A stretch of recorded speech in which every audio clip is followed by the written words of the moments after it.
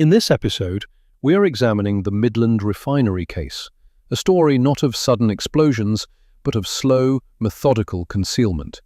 We are looking at how a facility cleared by state regulators in 1999 was actually sitting on top of a geological time bomb.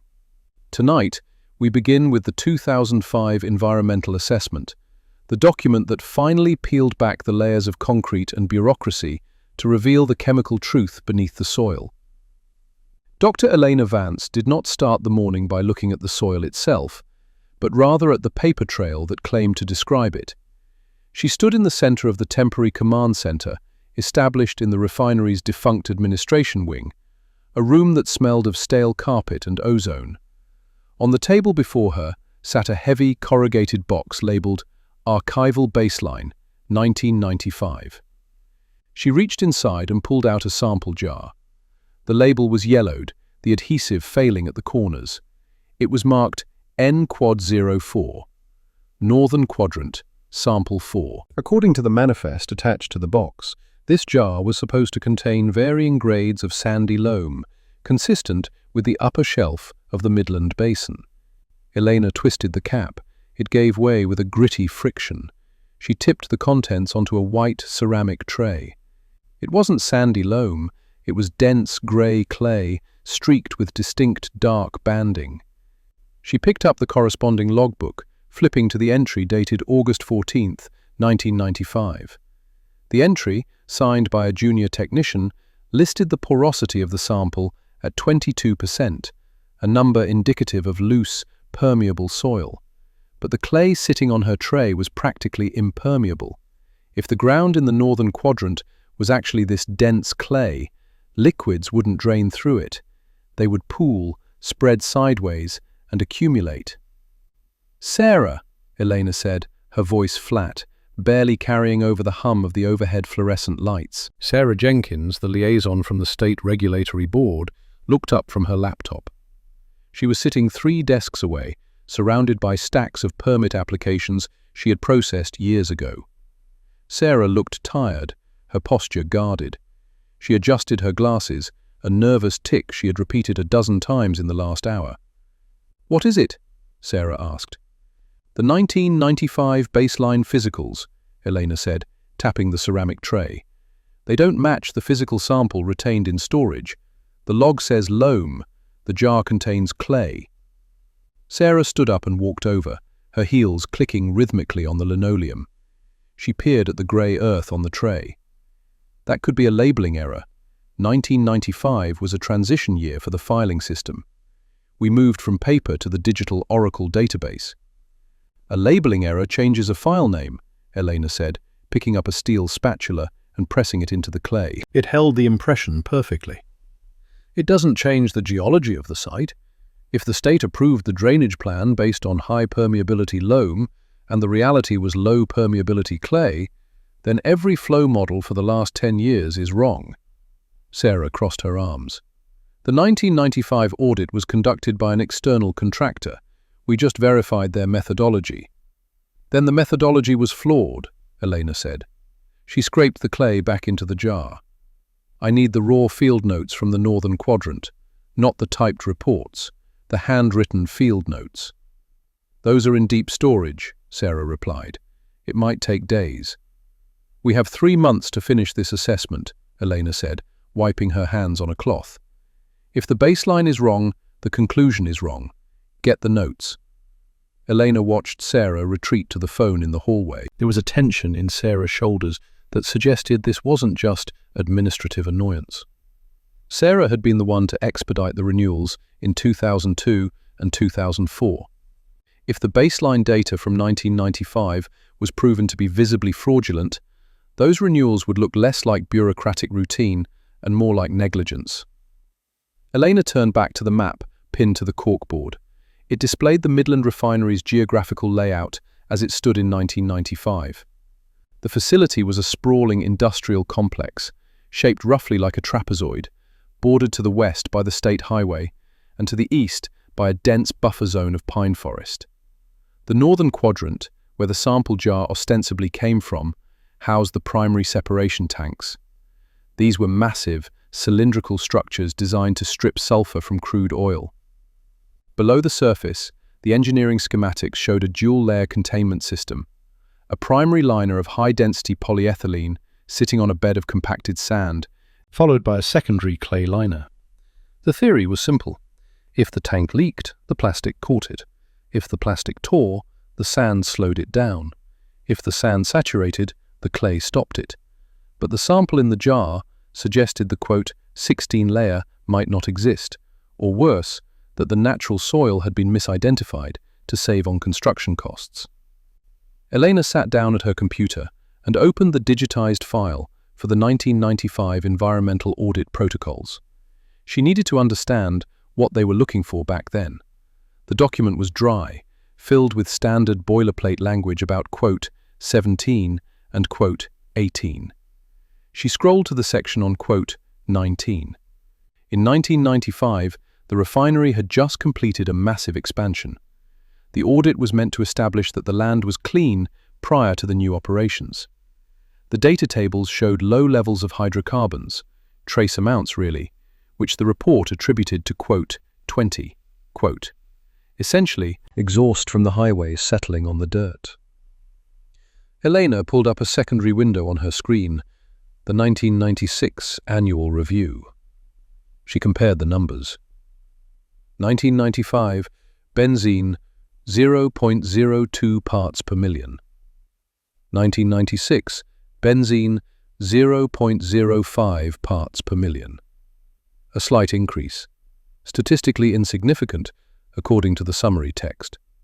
The 1996 report dismissed it as, quote, 21, quote.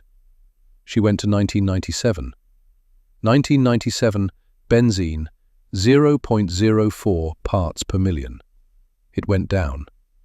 This supported the variance theory. On the surface, the data looked boring. It looked compliant. Elena leaned back, rubbing her temples. The numbers were too clean. In a facility processing 40,000 barrels a day, spillage was inevitable. Valves wept, flanges loosened. To see a report fluctuate so gently suggested that the sensors were either placed in the wrong spots or they were measuring soil that had been replaced. She looked at the map again. The monitoring wells, the small drill holes used to check groundwater, were clustered tightly around the tanks. She whispered to herself, if the leak wasn't a sudden burst but a slow, pressurized injection from the bottom of the tank, the plume wouldn't rise immediately to the surface wells. It would be pushed down, searching for a path of least resistance. The door to the command center opened. Marcus Thorne walked in. He was a man who wore his retirement like an ill-fitting suit. He had been the plant operations manager from 1994 until 2004. He wore a windbreaker and held a paper coffee cup with both hands, as if trying to warm them. He had agreed to consult on the assessment, ostensibly to quote 23, though Elena suspected he was there to ensure the blame landed on the corporate board and not on his operational decisions. Thorne said. He didn't sit down.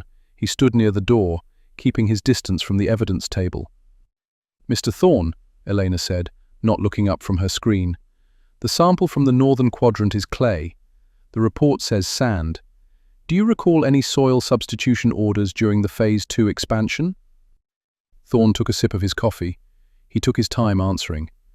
We moved a lot of dirt in 95. The contractors were behind schedule. If they hit a clay lens, they might have just built over it instead of excavating. Building over it changes the drainage, Elena said. It creates a bowl. If the tank leaks, the fluid doesn't disperse. It sits there. The tanks didn't leak, Thorne said quickly. We checked the interstitial sensors every shift. I signed the logs myself. I've seen the logs, Elena said. They show 0 pressure drops for 5 years straight. That's mechanically improbable, Marcus. Even a sealed system breathes. Thorne tightened his grip on the cup. We ran a tight ship. I'm not looking for negligence yet, Elena lied. She was absolutely looking for negligence, but she needed him talking.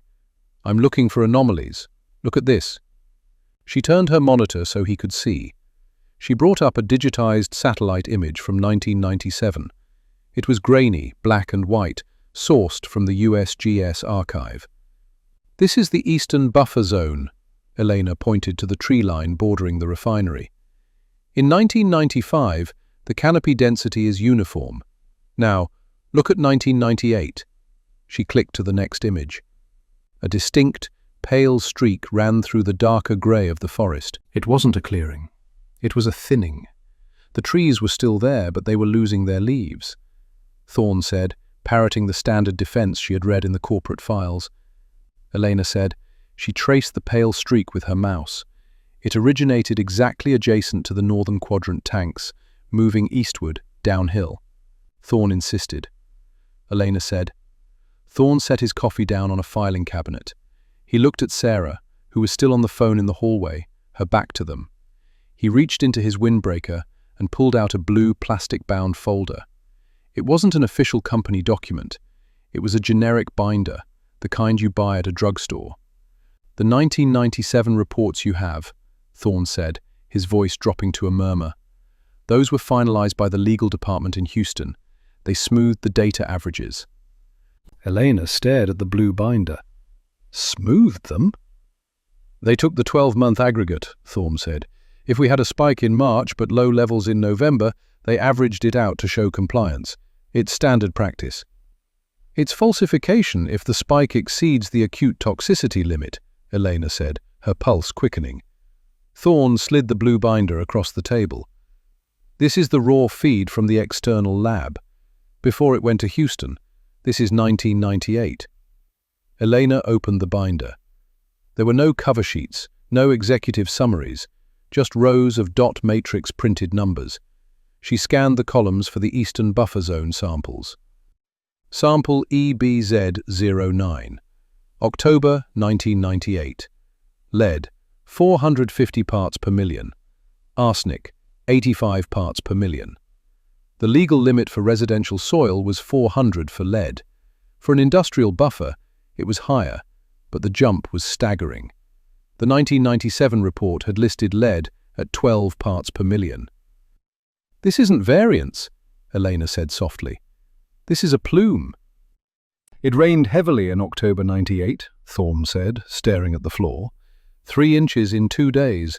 The retention pond overflowed. And you didn't report it? We reported the water overflow, Thorne said. But the soil? We retested 2 weeks later. The levels had dropped back down. The rain washed it through. Houston said since it was a transient event, we didn't need to flag it as a permanent contamination site.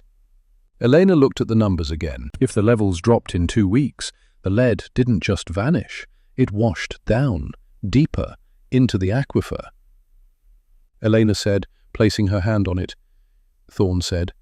He was covering his tracks. He knew the 2005 audit would eventually find the heavy metals deep in the ground.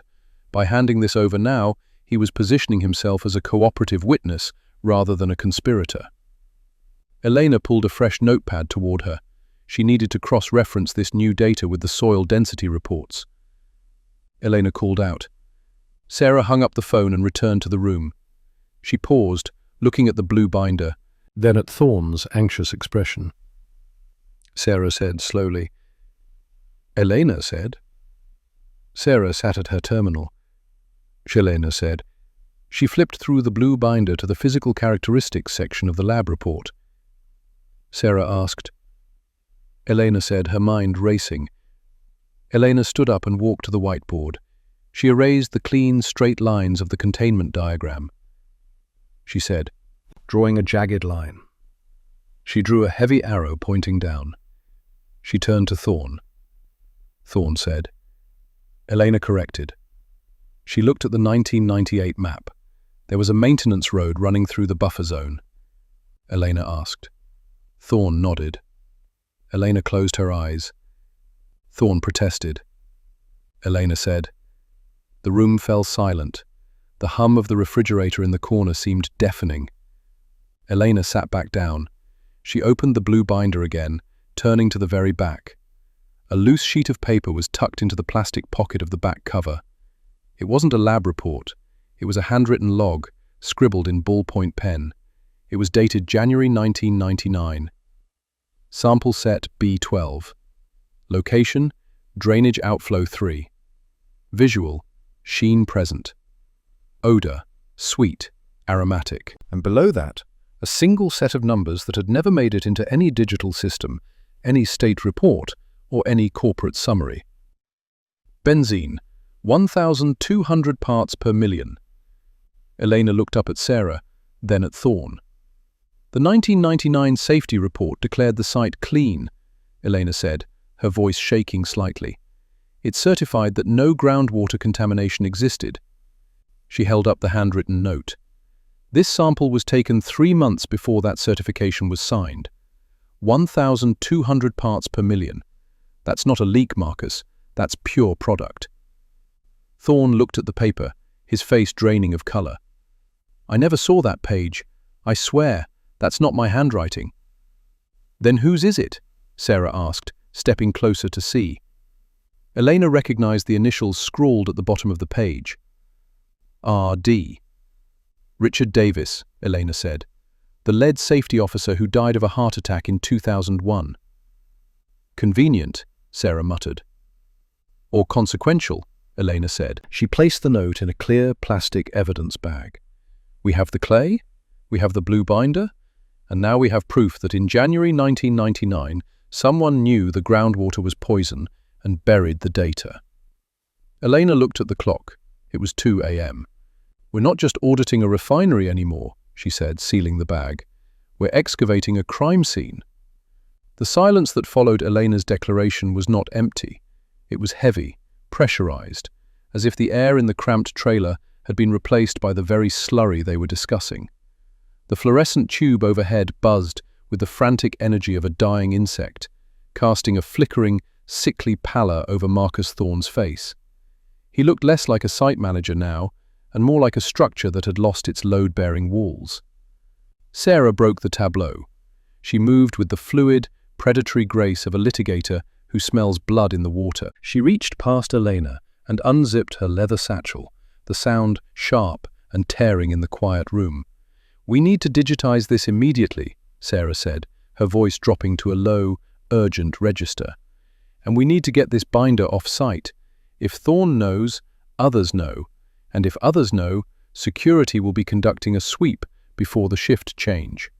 Thorne flinched at the mention of his name. He was staring at the plastic bag in Elena's hand, his eyes tracking the yellowed paper inside as if it were radioactive. He whispered again, the words scraping out of a dry throat.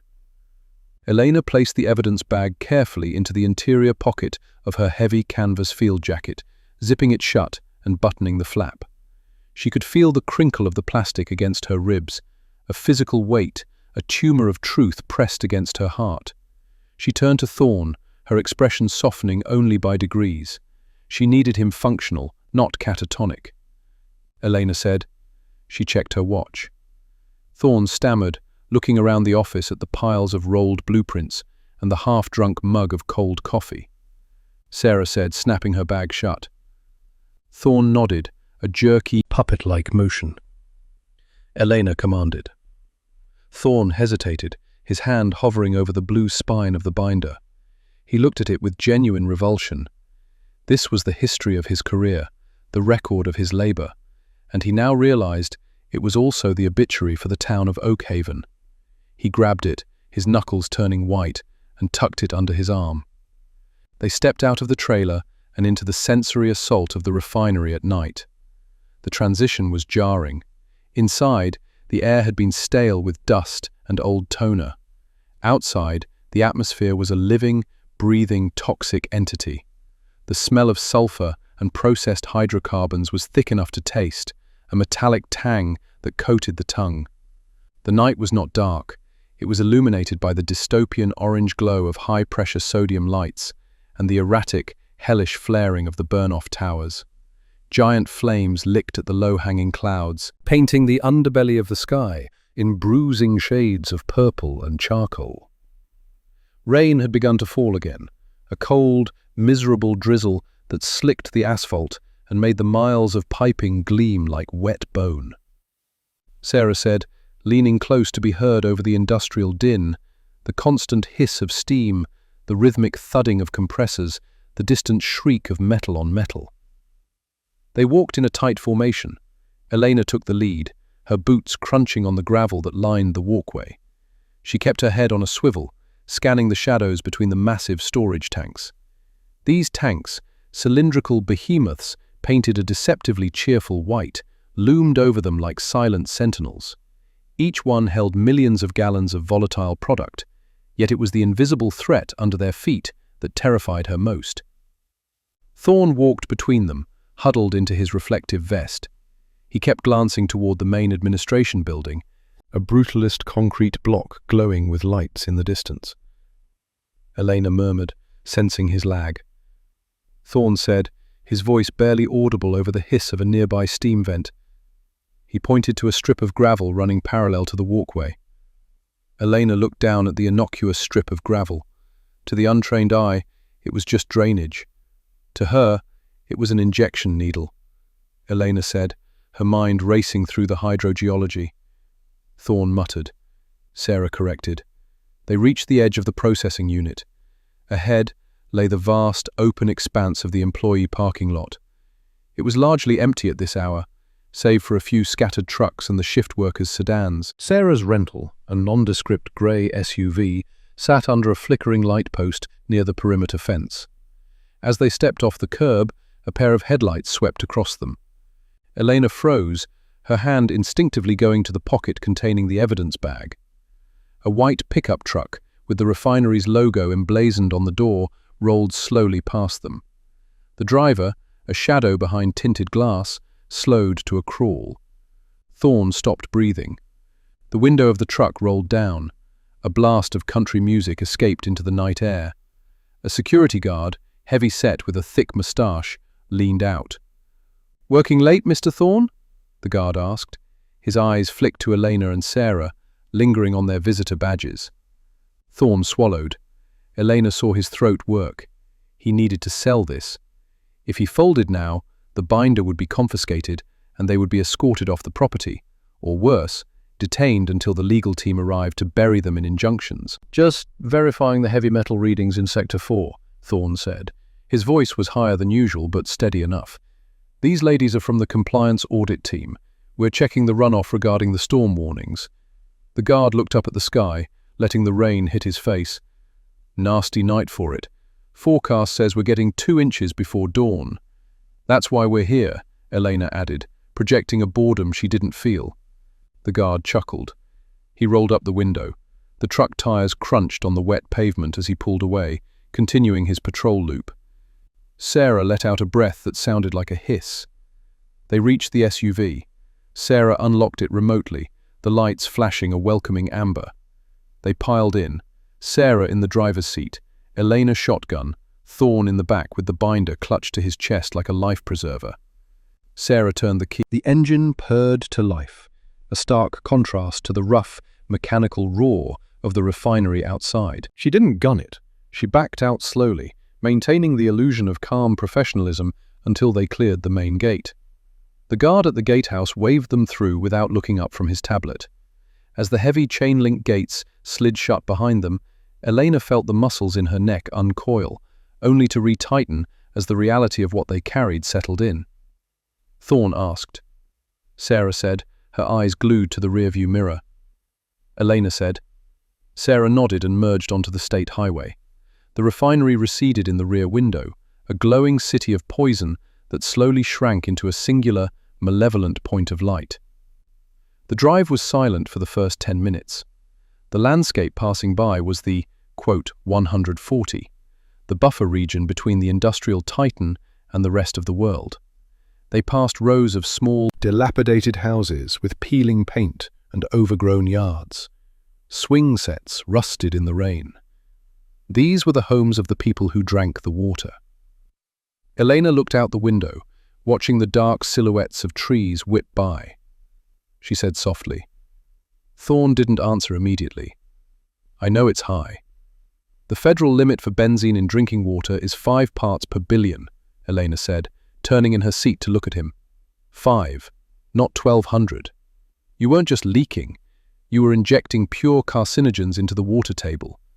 At 1,200 parts per million, the water would smell sweet. It would taste like chemicals. People would have known. They complained, Thorne whispered. Back in '99, people called the switchboard, said the tap water smelled like paint thinner. What did you tell them? Legal told us to say it was chlorination byproducts from the municipal treatment plant. They sent out flyers. Safe and standard. That was the headline. Thorne rubbed his face with his hands. Richard Davis wrote the copy for the flyers. And then Richard Davis died, Sarah said from the front. Heart attack, Thorne insisted, though the conviction was gone from his voice. He was 55, overweight, smoker. Stress kills, Elena said, but so does knowing too much.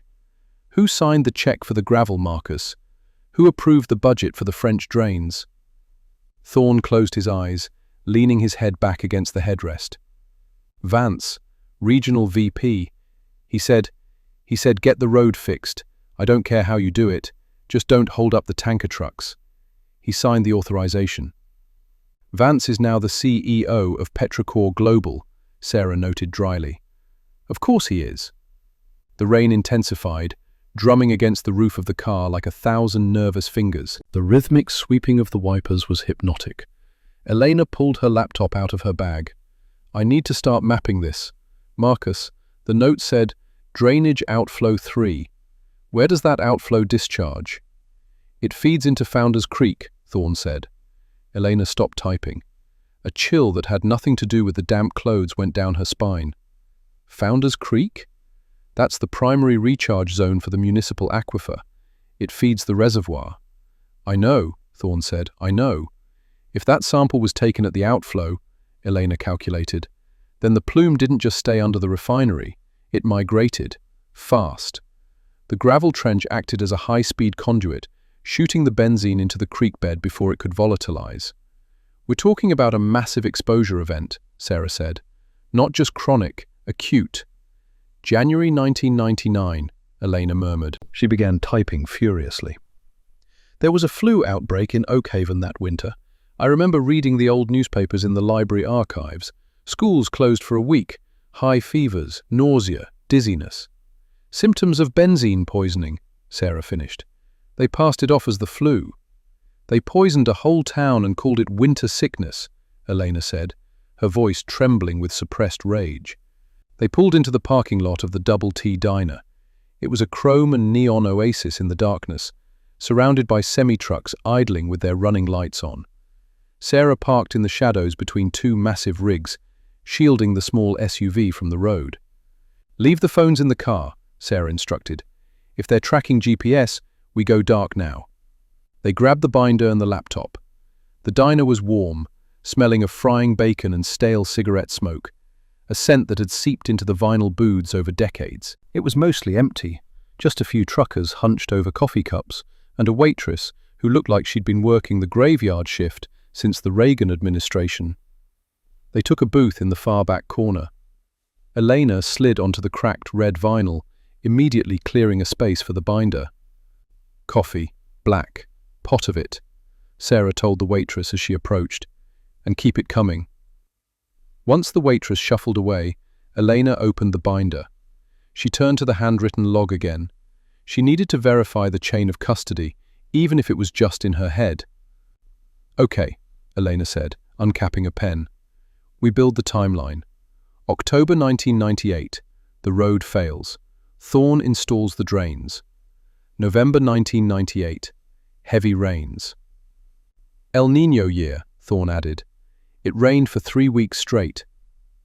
The rain flushes the surface spill into the new drains, Elena continued, writing on a napkin. January 99. Davis finds the benzene in the outflow. He logs it. 1,200 parts per million. He realizes what happened. He must have told Vance, Thorne surmised. Davis was a company man, but he was a stickler for the logs. He wouldn't have just hidden it without orders. So Davis tells Vance, Sarah picked up. Vance realizes the remediation cost would be in the hundreds of millions, plus the fines, plus the lawsuits. It would bankrupt the division. So they bury it, Elena said. They regrade the road again, cover the drains. Thorne nodded.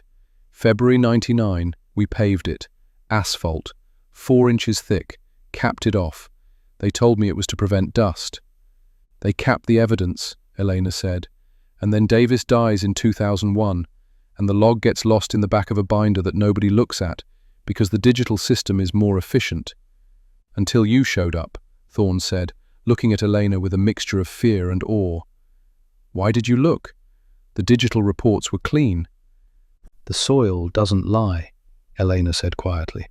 The clay samples I took yesterday? They were grey, reduced iron. That only happens when the soil is suffocating, when hydrocarbons have eaten all the oxygen. The computer said the site was clean, but the mud was screaming. The waitress returned with the coffee. Sarah poured 3 mugs, the steam rising in the cool air of the diner. Here's the problem, Sarah said, wrapping her hands around the mug. We have one piece of paper. It's handwritten. It's not notarized. They'll claim it's a forgery. They'll claim Davis was hallucinating, or that it was a calibration error in the equipment. They have 1,000 lawyers who will tear this single page apart. We have the drain, Elena said. It's still there, under the asphalt. We can't dig it up, Sarah countered. Not without a warrant. And we can't get a warrant without probable cause that stands up in court. This paper is a start, but if we go to a judge now, Petrocorp will file an emergency injunction to stop us from damaging critical infrastructure. They'll tie us up for years while they quietly dig up that road and destroy the drains themselves. We need more, Thorne said despondently. But that's all there is. Davis is dead. Elena stared at the handwritten note. Sample set B12. Where are the samples kept? Elena asked. Thorne looked confused. The vials? They're disposed of after testing. Not all of them, Elena corrected. Standard protocol for hazardous materials requires a retainer sample to be kept for 5 years. But if it's part of a long-term stability study, they keep them indefinitely. She pointed to a small code in the corner of the handwritten page. LTS-99. Long-term stability, Elena deciphered. Davis marked this sample for long-term storage. He didn't just log it, he hid the physical proof. Thorne's eyes widened. The archive bunker. The what? Sarah asked. It's an old storm cellar from the original 1950s plant layout, Thorne explained. We use it for geological core storage. It's climate-controlled. It's on the far south side of the property, outside the main security perimeter, because it's technically considered abandoned infrastructure on the new maps. Is it locked? Elena asked. Keypad, Thorne said. I know the code. I set it. Elena looked at Sarah. The lawyer's face was hard, calculating the risk. If we get that vial, Sarah said, we can send it to an independent lab. Carbon dating will prove the age of the sample. Chemical fingerprinting will match it to the refinery's specific crude blend from 1999. It's the bullet, Elena said. This note is just the casing. The vial is the bullet. It's 3 a.m., Sarah noted. The shift change is at 6 a.m. That's when the chaos starts. That's when they might notice the binder is gone. We have 3 hours, Elena said. She closed the binder. We have to go back. Thorne paled. Go back? You're insane. We just escaped. We didn't escape, Marcus, Elena said, leaning across the table, her eyes intense. We just retreated to reload. If we walk away now, they win. They pave over the history. They settle the cancer lawsuits for pennies, and Vance buys another yacht. We go back. We get the vial, and then we drive straight to the FBI field office in the city. Sarah drank her coffee in one long gulp. She slammed the mug down. I'll drive. The return trip was a descent back into hell. The rain had turned into a deluge, washing the world in grey sheets of water. Sarah drove with the headlights off as they approached the south side of the complex, navigating by the ambient glow of the refinery lights, reflecting off the low clouds. Here, Thorne whispered from the back seat. Turn onto the access road. It's a dirt track. The SUV bounced violently as they left the pavement. Mud sprayed against the wheel wells. They were skirting the edge of the property, separated from the main facility by a rusted barbed wire fence. The bunker is right there, Thorne pointed. See that concrete mound? It looked like a grave, a concrete hump rising out of the overgrown weeds, covered in ivy and neglect. A heavy steel door was set into the side. Sarah stopped the car behind a cluster of scrub oaks. Engine off. Lights off. The silence of the car was oppressive. The sound of the rain was deafening. "I'll go," Thorne said. "I know the layout." "I'm coming with you," Elena said.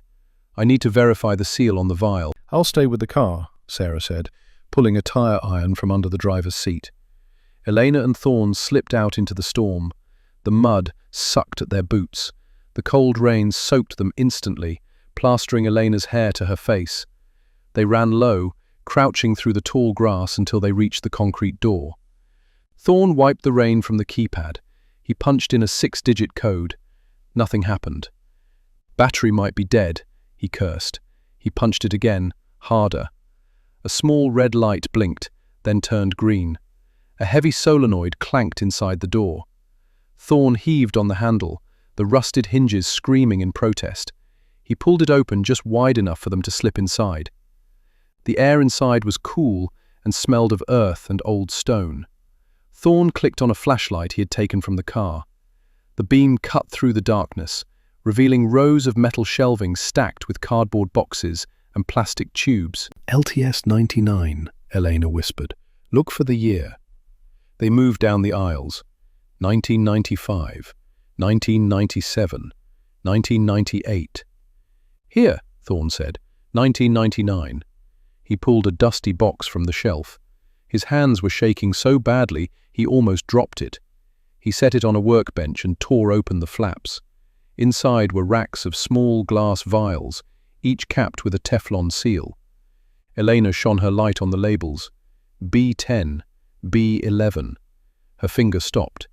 B12, drainage, outflow 3, January 14th, 1999. The liquid inside was clear, but there was a distinct separation layer, a thin, oily film floating on top. "Got it," Elena breathed. She reached out to take the vial. Click. The sound was unmistakable. It was the sound of a hammer being pulled back on a pistol. Elena froze. Thorne gasped. A beam of light blinded them from the doorway. "I was wondering when someone would come looking for that," a voice said. It was calm, weary, and familiar. Elena squinted against the glare. The silhouette stepped forward. It was the security guard from the gate, the one with the moustache. But the friendly demeanor was gone, replaced by a cold, professional stillness. And in his hand, held steady despite the rain dripping from his uniform, was a Glock 17. "Mr. Thorne," the guard said, "you were supposed to be checking the perimeter fence. You're a long way off course." "Bill," Thorne stammered. "Bill, put the gun down. You don't know what's in here." "I know exactly what's in there," Bill said. "I've been watching this bunker for 20 years. Mr. Vance pays me a very handsome bonus to make sure the mice don't get into the cheese." He stepped fully into the bunker, kicking the door shut behind him with his heel. The space suddenly felt very small. "Put the vial back in the box," Bill commanded. Elena held the vial tight. Her mind raced. Sarah was in the car, 50 yards away. She wouldn't hear them. She wouldn't know. "You're not just a guard," Elena said, her voice surprisingly steady. "You're the cleaner." "I'm the insurance policy," Bill corrected. "Now, the vial." "If you shoot us," Elena said, "you'll have to explain 2 bodies on company property. The auditors know we're here. My partner is outside." "The lawyer?" Bill smirked. "I saw her park. I called a patrol unit to check out a suspicious vehicle on the perimeter. They'll be arresting her for trespassing in about 2 minutes.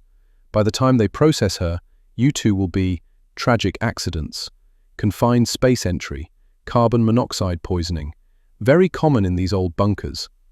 He moved the gun slightly, aiming it at Thorne's chest. Thorne looked at Elena. He looked at the vial. He looked at the gun. Then he looked at the box of core samples on the shelf next to Bill's head. "I'm sorry, Elena," Thorne said. He lunged, not at Bill, but at the shelving unit. He threw his shoulder into the metal uprights. The shelf, top-heavy with boxes of rocks and soil samples, groaned and tipped. Bill looked up, distracted for a fraction of a second. "Run!" Thorne screamed. The shelf crashed down, boxes rained onto the guard. The gun went off, a deafening boom in the concrete chamber, and a bullet sparked off the stone wall inches from Elena's head. Elena didn't think. She acted on instinct. She grabbed the box containing the vial and scrambled under the falling debris, diving toward the darkness of the rear of the bunker. She shouted. Thorne yelled from somewhere in the chaos.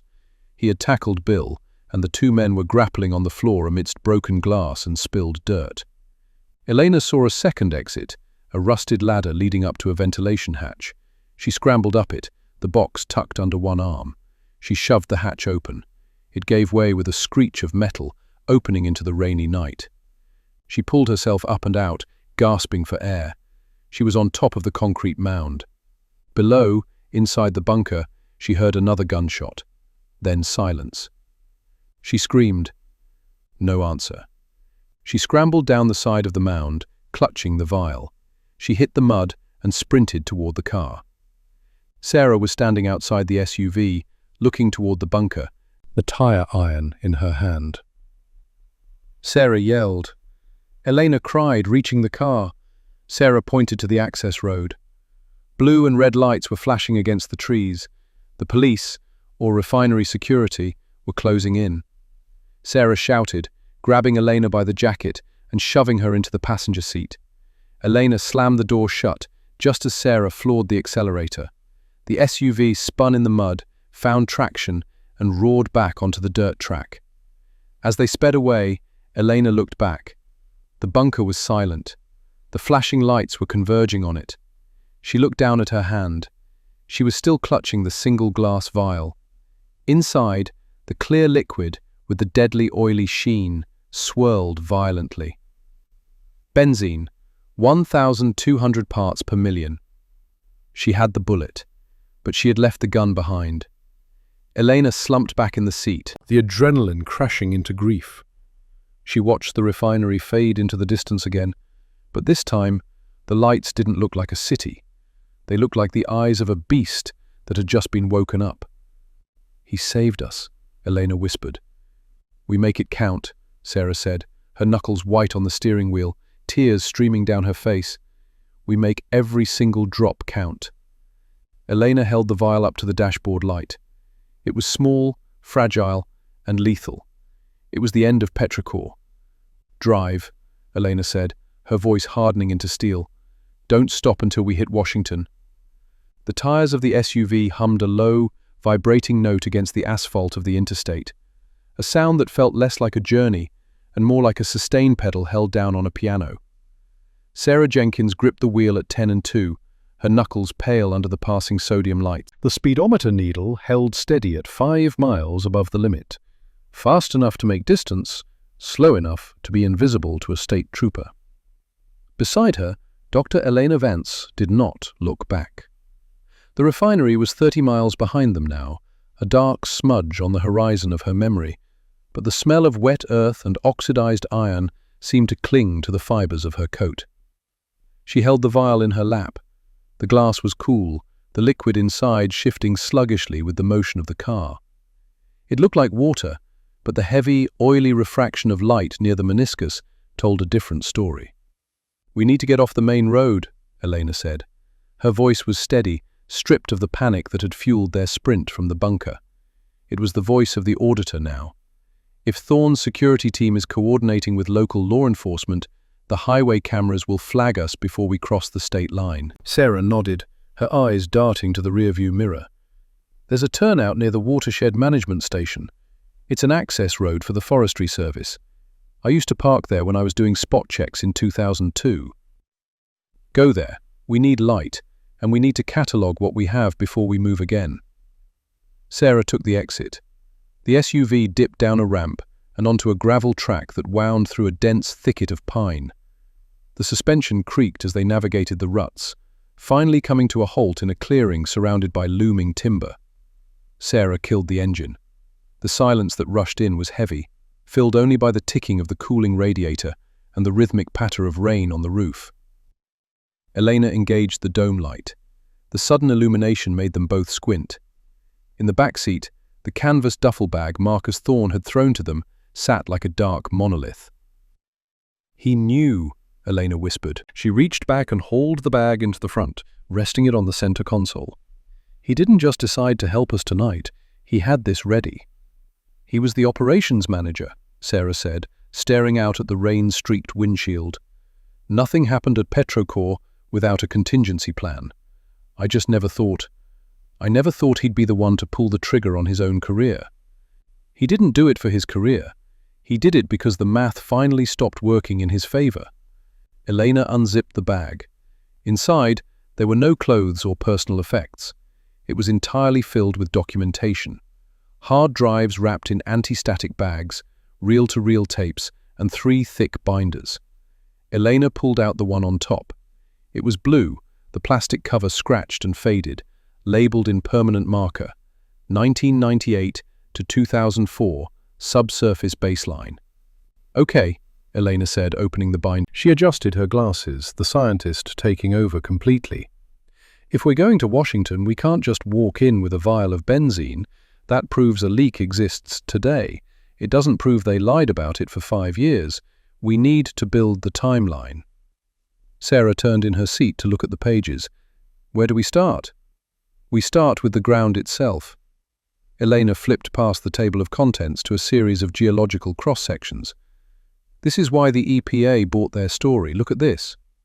She pointed to a diagram of the Midland aquifer. It was depicted as a deep, bowl-shaped formation, sealed at the bottom by a thick layer of bedrock and capped by clay. The official narrative, Elena explained, tracing the line with a fingernail, is that the refinery sits on top of a 50-foot layer of impermeable glacial till, clay, silt, compressed sand. The theory is that even if there were a leak, the density of the soil would prevent migration. It would take 100 years for a chemical drop to move 10 feet.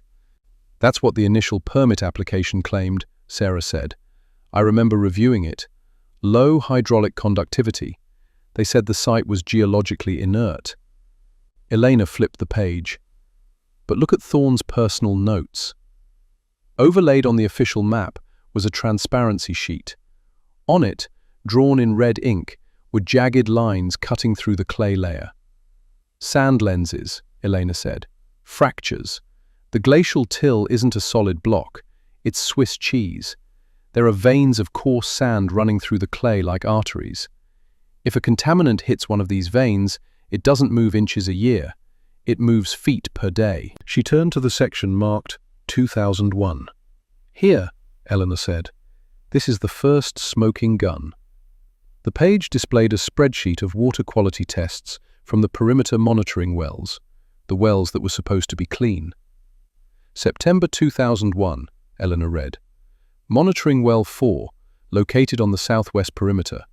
pH levels dropped from a neutral 7.2 to 5.8 in the span of 3 weeks.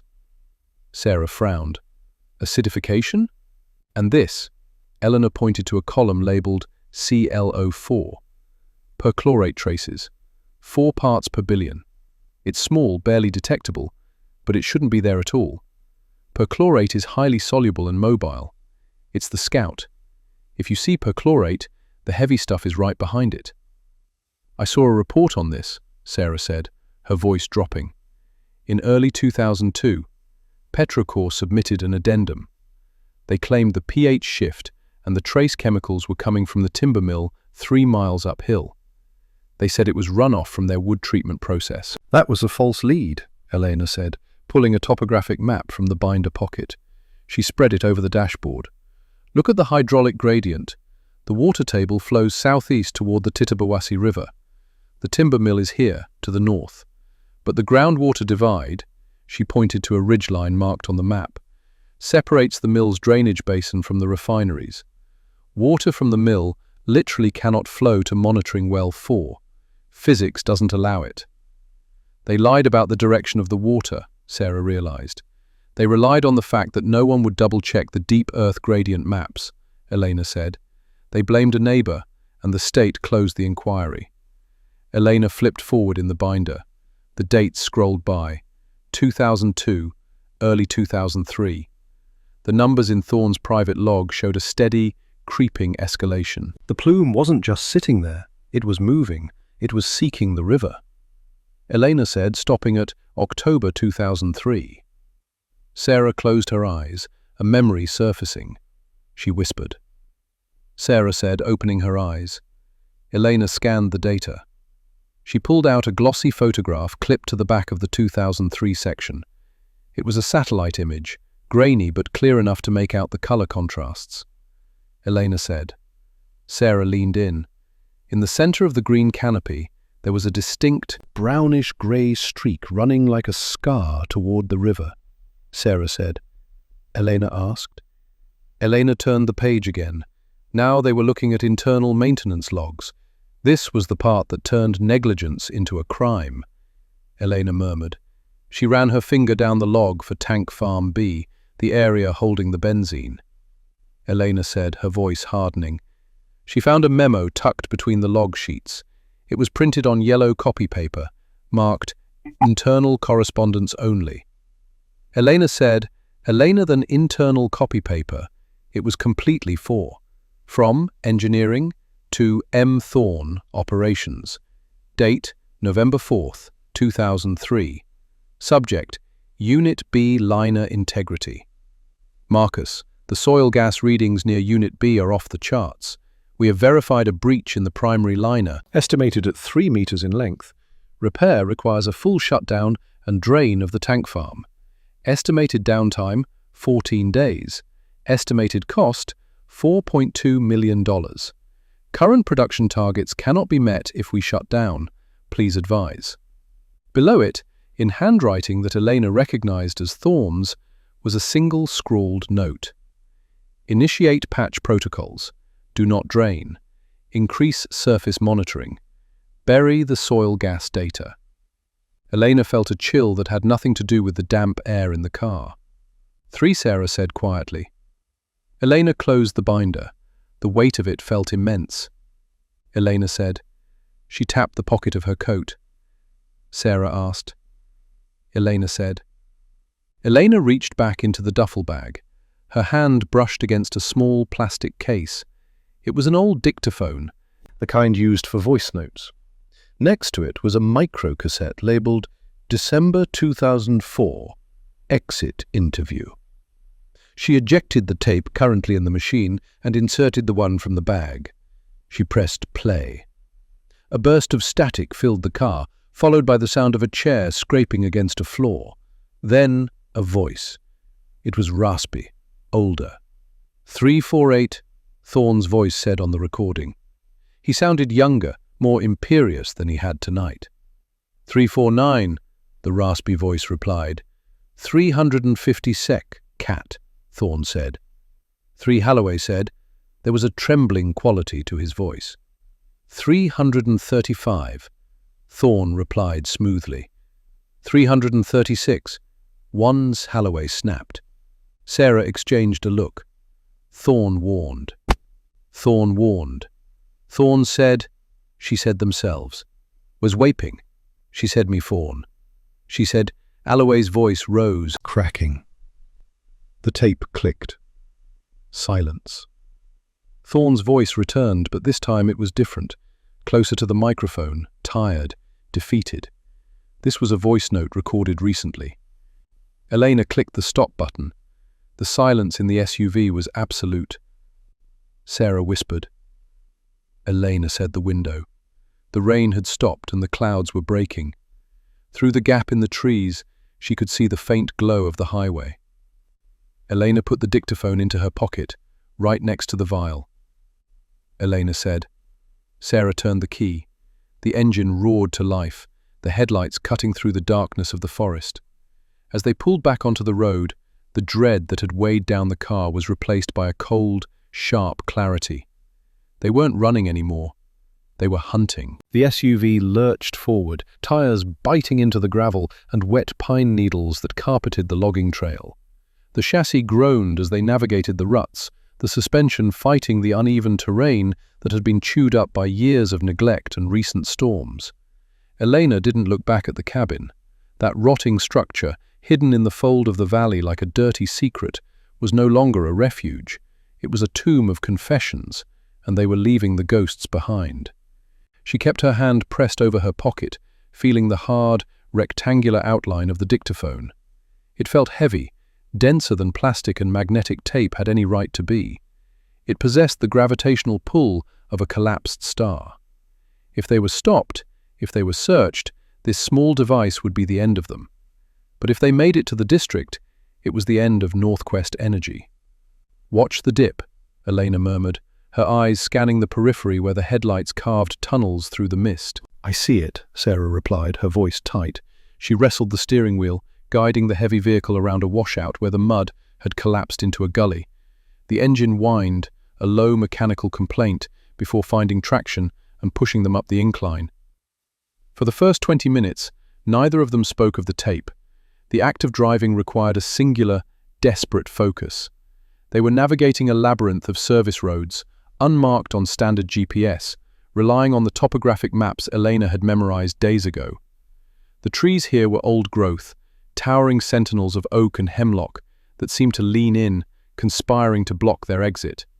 The air outside was cooling rapidly, condensation forming on the windows, blurring the world into streaks of black and grey.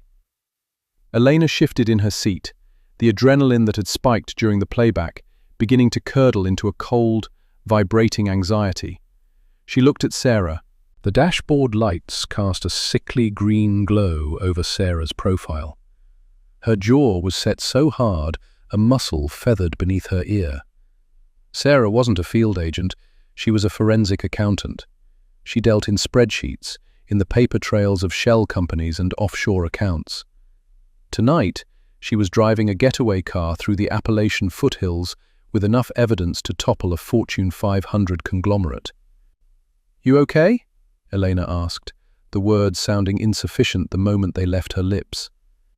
Sarah let out a breath that was half laugh, half sob. "I'm driving an unregistered vehicle through the woods in the middle of the night, fleeing a crime scene where we just recovered proof of massive industrial negligence. I'm fantastic, Elle. Really, just great." "It wasn't a crime scene," Elena corrected gently, though she knew the distinction was razor thin. "It was a dead drop. Holloway wanted us to find it."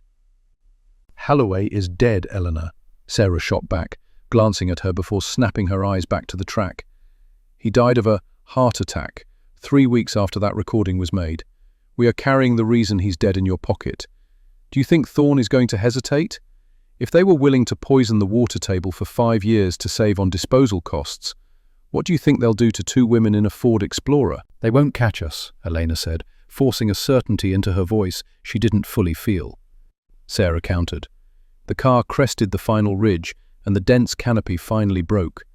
Below them, stretching out like a sea of ink, lay the valley floor, dotted with the amber constellations of sodium vapor lights from the distant towns and the scattered, industrial glow of the processing plants.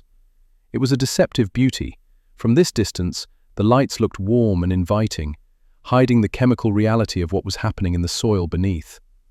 Sarah eased the SUV onto the asphalt of the county road. The sudden silence of the tires on pavement was jarring after an hour of grinding gravel. The hum of the road felt like exposure. Elena said. Sarah noted, accelerating. The speedometer climbed, 50, 60, 65. The trees became a blur. Elena pulled the vial from her pocket, holding it up against the passing streetlights. The liquid inside was clear, innocuous looking. It could have been water. But the mass spectrometer report folded in the glove box said otherwise. Benzene levels at 4,000 times the legal limit, trichloroethylene, vinyl chloride, a cocktail of carcinogens that Northquest had decided was cheaper to inject into the earth than to incinerate. Elena murmured, repeating the phrase from the tape. Sarah asked, her eyes glued to the rearview mirror. Elena explained, her mind racing through the timeline, connecting the dots that had been scattered for months. Sarah said. Elena agreed. A pair of headlights appeared in the distance behind them. Elena stiffened, twisting in her seat to watch. The lights were high off the ground, a truck or a large SUV. They were moving fast, closing the gap. Elena said softly. Sarah said. Her grip on the wheel tightened. Elena instructed. The lights grew brighter, flooding the cabin with a harsh, blinding glare. Elena squinted, trying to make out the silhouette of the vehicle. It was a dark pickup, lifted, with a brush guard on the front. It loomed up on their bumper, aggressive and towering. Sarah held her breath, the speedometer holding steady at 65. The truck hung there for a terrifying 10 seconds, close enough that Elena could see the rusted grillwork. Then, with a roar of diesel exhaust, it swerved into the passing lane and hammered past them, disappearing into the dark curves ahead. Sarah exhaled, a long, shuddering sound. Elena said, her heart rate slowly coming down. Sarah whispered. But Elena knew that wasn't entirely true. In the world Marcus Thorne operated in, anonymity was a commodity he could purchase and strip away. Northquest had contracts with the Defense Department. They had former NSA analysts on their payroll for corporate intelligence. If Thorne knew they had the tape, he wouldn't be sending guys in trucks to run them off the road. He would be tracking their cell phones, their toll transponders, the digital footprint of the car itself. Quote 406, quote, Elena said suddenly. 407, Elena said. 409. Sarah looked horrified. 410. Sarah spotted a dilapidated service station a mile down the road, a relic with analog pumps and a flickering neon sign that just read 412. She swung the SUV into the cracked lot, pulling around the back near the air hose, out of sight of the main road. The rain had started again, a soft, freezing drizzle. Elena grabbed the multi-tool from the center console and threw open the door. The cold air slapped her face, sharp and smelling of wet asphalt and gasoline, Elena commanded. She moved to the rear of the roof, standing on the rear tire to reach the shark fin antenna housing. With the flathead screwdriver blade, she pried at the plastic casing. It cracked loudly in the silence of the night. She didn't care about the damage. She ripped the plastic cover off, exposing the circuitry underneath. With a pair of wire cutters, she severed the coaxial cables connecting the GPS and cellular uplink. She hopped down and ran to the driver's side door, where Sarah was contorted under the steering column. Elena asked, 417. Sarah pulled the fuse with a small spark. The interior navigation screen went black. 418, Elena said, breathing hard. 419. She looked around the desolate station. The clerk inside the glass booth was asleep or dead to the world, face illuminated by a small television. A stray dog trotted near the dumpsters, watching them with glowing eyes. Elena said, her eyes landing on a rusted sedan abandoned near the edge of the lot, its tires flat and windows broken. Sarah stammered, stepping out into the rain. Elena said, already moving toward the junk car. They worked quickly, their fingers numb from the cold and the wet metal. Elena unscrewed the plates from the abandoned sedan. West Virginia tags, expired 2 years ago, but covered in enough mud that it might not be immediately obvious. They swapped them with the SUV's Maryland plates. Elena said, handing the metal rectangles to Sarah. Sarah wound up and flung the flecks and flung the plates, the children the changers afloat. They clattered onto the flat roof of the service station, invisible from the ground. Back in the car, the heater blasted, trying to chase away the chill that had settled into their bones. Elena wiped the rain from her face. She looked at Sarah, really looked at her. Sarah's blonde hair was matted, her eyeliner smeared. She looked exhausted, but her eyes were clear. The initial panic had burned off, replaced by the grim determination of someone who realized there was no going back. Sarah said as she put the car in gear. 128, Elena said, touching the pocket with the tape again. The car that weeks without of proof, she was the first my friend. I didn't finger it that chilled in the plates. She found that the same was be prior. Sarah said, the Lone Start work, and interesting the law. Elena said, the Graters reportedly, the Trelden the priest of the flirt. Sarah said, nodded slowly. They pulled back onto the road, the darkened GPS screen a black void on the dashboard. They drove in silence for a long time, the rhythm of the wipers counting down the miles.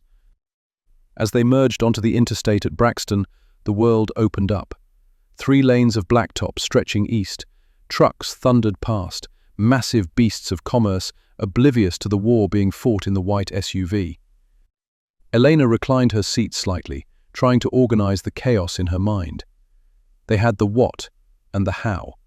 The tape provided the who, but they needed the why to make it stick in the court of public opinion. Greed was always the easy answer, but with Thorne, it was usually more structural. Quote 431, Elena said, thinking aloud. Quote 432. 433. Sarah finished the thought. 434. 435. Elena said. Whichever the first four. 434. Elena said, 434. Sarah finished the thought. Sarah finished the thought that was more full. Sarah finished the thought. Sarah finished the thought that was more full. Sarah finished the thought. Sarah finished the thought that was more full. Elena said, 434. Sarah finished the six. Sarah said bitterly. 438. The phone in Elena's huddled a save, the godding back in the dock, of 435. It shouldn't be buzzing. No one knew this burner number except their contact at the post, and he wasn't supposed to call until they were inside the beltway. She pulled it out. The screen was bright in the dark cabin. Unknown caller. She stared at it. 439. Sarah asked, glancing over. 440. Elena whispered. The phone continued to buzz, an angry insect in her hand. 441. Elena rolled down the window. The wind roared into the cabin, deafening and cold. She tossed the phone out. It tumbled into the darkness of the median, bouncing once before disappearing. 443. Sarah asked, her voice rising an octave. 44. Elena said, her mind working furiously. 445. 446. 447. Sarah reminded her. 449. Elena scanned the horizon behind them. Nothing but the stream of traffic. But the paranoia was a living thing now, sitting in the back seat. Elena said, Sarah demanded, approaching an exit ramp. Sarah swerved across 2 lanes, earning a blast of a horn from a semi-truck, and took the exit ramp hard. The SUV tires squealed, protesting in momentum. They plunged back into the darkness of the 2-lane country roads, leaving the safety of the lights behind. The winding road up the mountain was treacherous. Fog clung to the hollows, thick as wool. Sarah had to slow down to 30, navigating the hairpin turns with intense concentration. The isolation was absolute here. No houses, no streetlights, just the endless wall of trees and the yellow line painting a path through the void. Elena took the dictaphone out again. She needed to hear his voice. She needed to remember why they were running. She pressed play, keeping the volume low. Sooner or later, someone is going to stick a shovel in the ground. She stopped it. The fragility of the magnetic tape terrified her. If the mechanism jammed, if the battery leaked. Elena said. Sarah asked. Elena opened the glove box and rummaged through the clutter. Maps, tire gauges, napkins. She found what she was looking for, an old iPod, one of the classic models with the click wheel, connected to the car's auxiliary input via a fraying cable. It had a voice memo function. It was primitive, but it was storage. Keep driving smooth, Elena said. I'm going to dub it. She unplugged the auxiliary cable from the car stereo and plugged it into the headphone jack of the dictaphone, looping it back into the iPod's microphone input using a makeshift adapter she fashioned by stripping the wires of a spare aux cord with her teeth. It was a messy, desperate connection. She hit record on the iPod and play on the dictaphone. She watched the digital waveform on the tiny monochromatic screen dance as Holloway's voice transferred from analog to digital. It took 10 minutes, 10 agonizing minutes, where she prayed the batteries wouldn't die, that the road bumps wouldn't skip the tape heads. When it was done, she had a digital file. It wasn't cloud storage, but it was redundancy. She shoved the iPod into her boot, down by her ankle.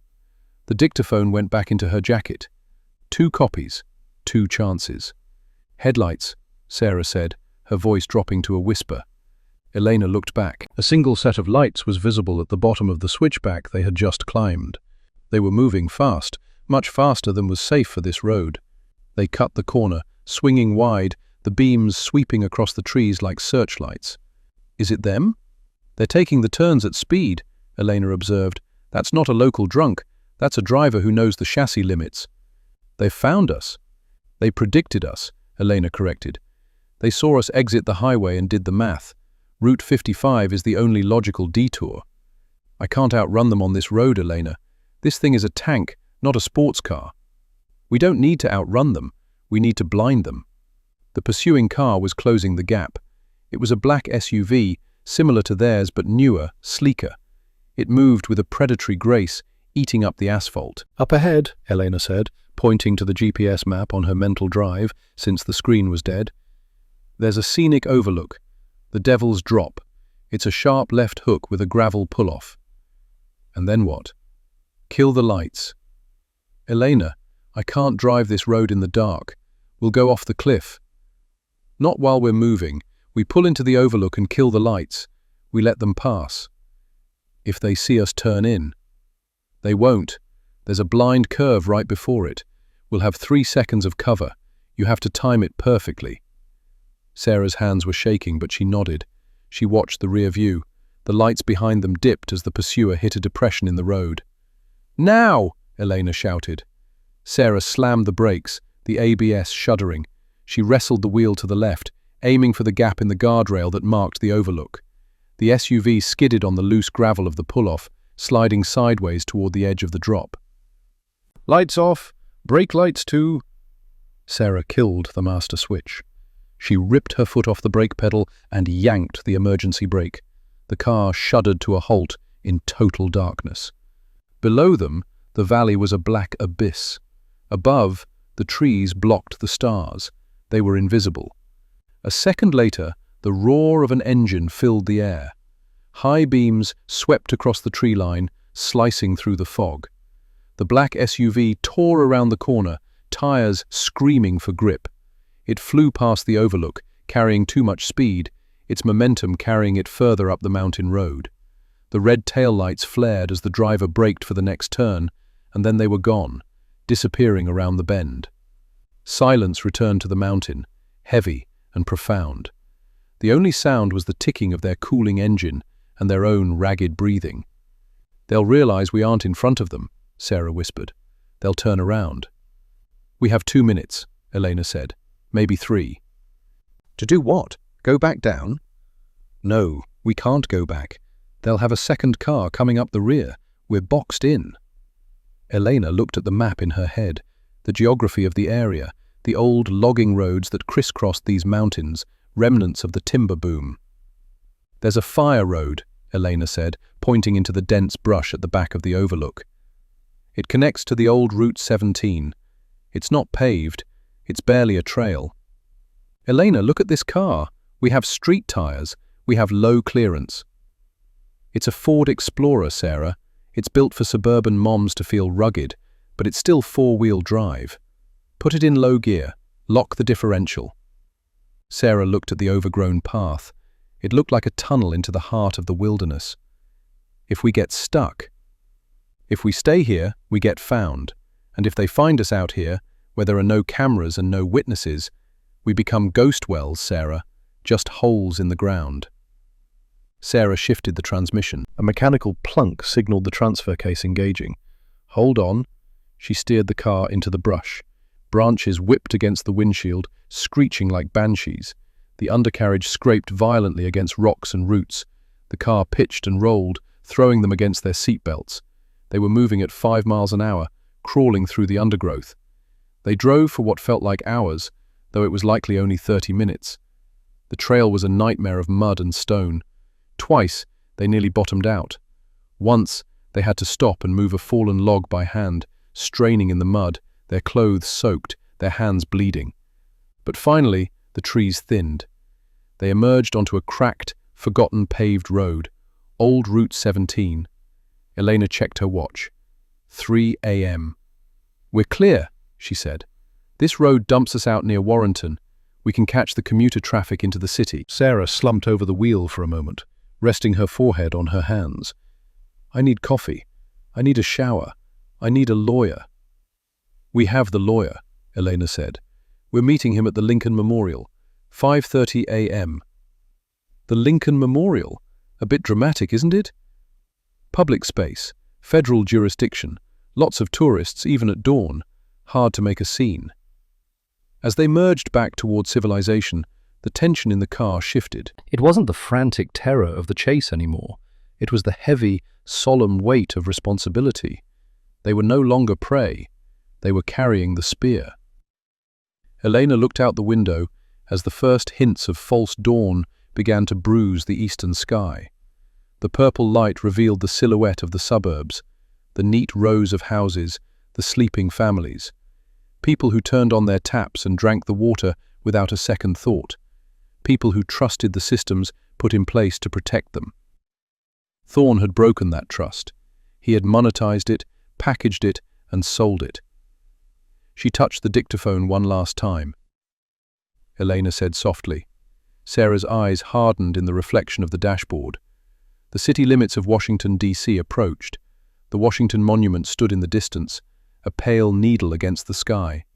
It looked stoic, immovable. They crossed the bridge, the Potomac River churning dark and cold beneath them. The water here flowed from the mountains they had just fled. It carried the silt, the history, and the secrets of the land. As they navigated the empty streets of the capital, Eleanor felt a strange sense of calm. The fear was gone. In its place was a cold, hard rage. They pulled up to the curb near the memorial. The massive white columns glowed in the floodlights. A lone figure was waiting on the steps, wrapped in a trench coat, holding a briefcase. Elena opened the door. The air was crisp, smelling of river water and marble. She stepped out, her legs stiff, her body aching. She reached into her pocket and closed her hand around the tape. Sarah got out and stood beside her. Together, they looked up at the statue of the seated giant. Sarah asked. Elena pulled the tape out. She held it up, a small plastic rectangle that contained the ruin of powerful men. Elena said. They began the long walk up the steps. The hunt was over. The war was just beginning. The geotechnical auger struck the hard-pan clay of Sector 4 with a grinding mechanical shriek, sending a vibration through the soles of Dr. Elena Vance's work boots. She watched the rig operator verify the depth gauge, 12 meters. This was the specific horizon line Marcus Thorne had indicated in the deposition only 3 days prior. Elena signaled the operator to halt. The morning air in Midland was thick with the scent of wet iron and stale hydrocarbons, a sensory reminder of the refinery's century-long footprint. She stepped forward, gloved hands ready, as the steel core barrel was hoisted from the borehole. Elena said, her voice cutting through the lingering drone of the engine. Sarah Jenkins stepped in beside her, holding the heavy, chemically inert glass jar. Sarah's movements were precise, shedding the hesitation that had plagued her during the drive to Washington. She capped the sample, marked the time, 8:14 a.m., and placed it into the chilled cooler. Sarah noted, checking her clipboard. She tapped the laminate sheet with a pen. Elena nodded, looking past the drilling rig to the rusted chain-link fence marking the refinery's boundary. Thorne was right about the depth, but he was wrong about the containment. The clay layer was supposed to be an impermeable aquitard. It's not. It's fractured. This was the start of the 2005 comprehensive site inspection. The fire they had lit in Washington had burned through the bureaucratic underbrush, resulting in a court-mandated freeze on the refinery's operations and granting Elena's team unrestricted access to the subsurface. They moved the operation to the portable field office, a double-wide trailer set up on the edge of the asphalt specifically for the audit. The interior was a sanctuary of fluorescent light and humming computer towers. In the center of the room, resting on a folding table reinforced with steel brackets, lay the blue binder. It looked innocuous, a standard 3-ring binder with a cracked spine, but it was the anchor for the entire investigation. Elena sat down and opened it to the tab marked October 1998. She placed the official 1998 regulatory submission next to it. The room was quiet, save for the scratching of Sarah's pen as she logged the new sample custody chain. "Look at the benzene levels in well 7, Elena said. She didn't look up. She was cross-referencing row by row. Sarah walked over, leaning over Eleanor's shoulder. "Quote 512, Sarah read. Quote 14, Eleanor said, sliding her field log. Quote 115. Quote 516, Sarah whispered. Quote 517, Eleanor said, her tone clinical. Quote 518. The door to the trailer opened. Marcus Thorne entered. He looked diminished since the deposition, his expensive suit replaced by slacks and a windbreaker. He carried a box of files, the private logs he had kept in his home safe for 6 years. He was no longer the plant operations manager, he was witness number 1. He placed the box on the table. He didn't look at the blue binder. "The drill team says you're punching holes in the eastern buffer zone," Thorne said. His voice was raspy. "We found the fracture," Eleanor said, turning her chair to face him. She didn't offer him a seat. Thorne rubbed his jaw. Elena corrected him. She stood up and walked to the wall map. It was a hydrogeological cross-section of the refinery. Pins marked the monitoring wells. Elena said. Thorne looked up. Sarah interjected, her voice sharp. She was looking at Thorne with a mixture of pity and anger. Elena pinned a high-resolution satellite image to the board. It was dated August 2004. Elena explained. She traced a line from the refinery's eastern edge, cutting through the buffer zone, directly toward the residential district. "The timber mill is here," Elena pointed to the north. "The vegetation around it is healthy. But look here along the vector of the aquifer, a grey streak of dead oak and pine, 100 yards wide, moving southeast." Thorne stared at the image. "The root systems," he murmured. "The trees are drinking the water," Elena said, "and the water is poisoning them. The timber mill theory is dead, Marcus. The chemical fingerprint in the tree tissue matches the benzene ratio in your blue binder, not the phenols from the mill." Thorne sat down heavily on a metal folding chair. "I didn't know about the trees. I rarely went to the eastern perimeter." "You knew about the liner, though," Sarah pressed. She pulled a file from the box Thorne had just brought in. "The maintenance logs for the primary containment liner. The entries for 2003 are missing from the official archive." Thorne nodded slowly. "The rainfall event." "October 2003, Elena supplied the date. 4 inches of rain in 48 hours. "The retention ponds were overflowing," Thorne admitted. "The hydraulic head pressure on the liner was immense. We had a rupture in Sector 2, just a hairline crack, we thought." "It wasn't a hairline crack," Elena said. She walked back to the table and picked up a graph she had printed that morning. "We ran the flow models. To account for the volume of contaminants we're finding in the deep aquifer today, that crack had to be a complete structural failure of the injection well casing. You were bypassing the treatment plant and injecting raw waste directly into the ground during the storm to prevent surface flooding." Thorne closed his eyes. "If the surface ponds breached, the EPA would have fined us millions instantly. We would have been shut down then and there. The injection well, it was underground, invisible. We thought the deep strata would contain it." "You traded a visible flood for an invisible poison," Sarah said. Elena turned back to the computer. "We're done with the history lesson. Now we have to calculate the damage. Marcus, I need the exact flow rates for the injection pumps during that 48-hour window in 2003. Don't give me the estimates. Give me the power consumption logs." Thorne reached into the box and pulled out a manila folder. "I kept the utility bills. They show the spike in voltage when we redlined the pumps." Elena took the folder. "Sarah, input these kilowatt hours into the mass transport equation. We can derive the volume of fluid moved based on the pump efficiency curves." For the next 4 hours, the trailer was a factory of calculation. Elena worked the hydrogeological model, adjusting the porosity variables of the soil.